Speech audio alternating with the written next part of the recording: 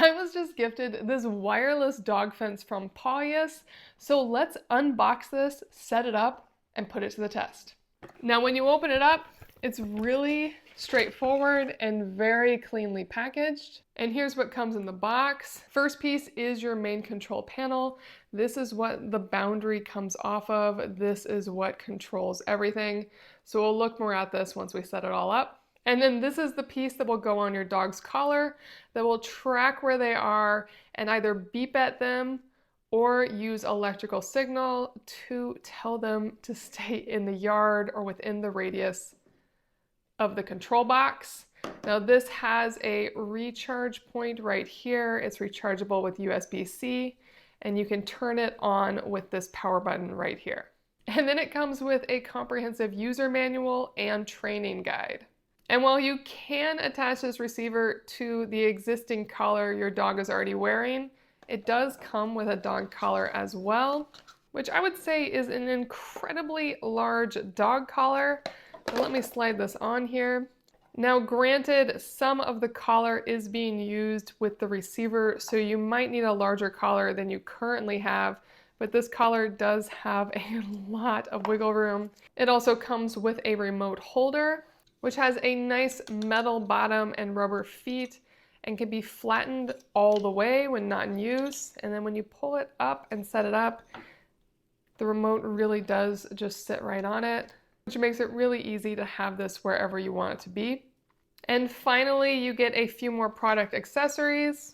You get a bunch of boundary flags so you can show your dog visually where the line is. And then these are the contact points for the receiver.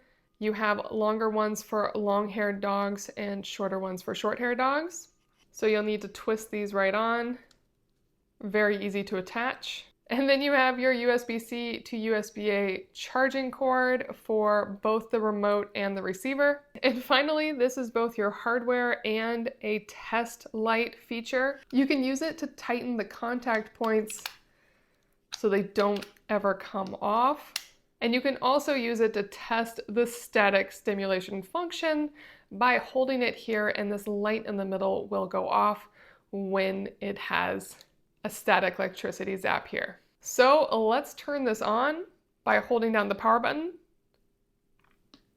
And it immediately turns on, and it shows that right now it has a 20-foot boundary. Now I need to pair it to this receiver, and to do that, I need to turn this on. So I'll just hold down this button.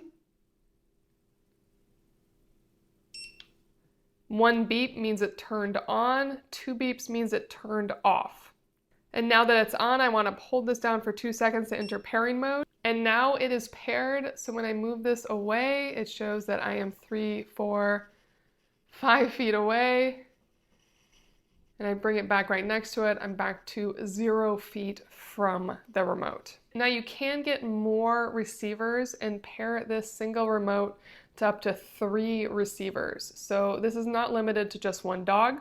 Now when it comes to what this receiver will do, it will never do anything when the dog is coming inside of the boundary. It's only going to alert and respond when the dog is going towards the boundary from within it. And it has 2 different options here. You can do the static mode, which will look like lightning, and this means it's going to do a sound and vibration and static stimulation. Or if you don't want to do the static stimulation, you can do vibration mode. So this is going to only be sound and vibration warnings. And as for the boundary, it can go down to 10 feet and up to 120 feet from this remote. So I'm going to have it go all the way down to 10 feet. And I'm going to turn it to static stimulation as I want to see it all the way. And let's see what this does when I get 10 feet away. Now I am just about 10 feet away from the remote right now, and when I get to 10 feet, which is right in front of me, this will start beeping. So will the remote. So if the remote's inside, it will alert you that your dog is leaving the radius or is on the edge, and this will go off to warn the dog that they're about to leave the radius. So you are going to hear double beeps since I'm in the same room as the remote, but let me show you what happens when the dog gets to that line. Moving forward, they immediately get the beep But see, they stopped beeping because they came back just enough. If they move forward a little more, now they're across the border. It's going to warn them, it's going to vibrate, and it's going to send that electrical stimulation. And it will continue to do this over and over again, as you can see. And the moment the dog comes back into the boundary, it will stop beeping and buzzing and have the electrical stimulant on if you have that going. Growing up, we had an electric dog fence, and it was huge for us and for our dogs. We couldn't have fencing. It was just too hard to get fencing around where we lived, but we could bury an electric line, and it meant that we could let our dogs out at any time. So our dogs felt very free, and we knew that they were safely contained thanks to these collars, and they learned really fast where those boundaries were. But I distinctly remember what a pain it was to dig for that electric fence. And the fact that this does not require any digging and works right out of the box is extremely powerful and really impressive. That said, because it's based off the radius from this remote, it's going to always be a circular radius, which is not always exactly the space that you want your dog to access.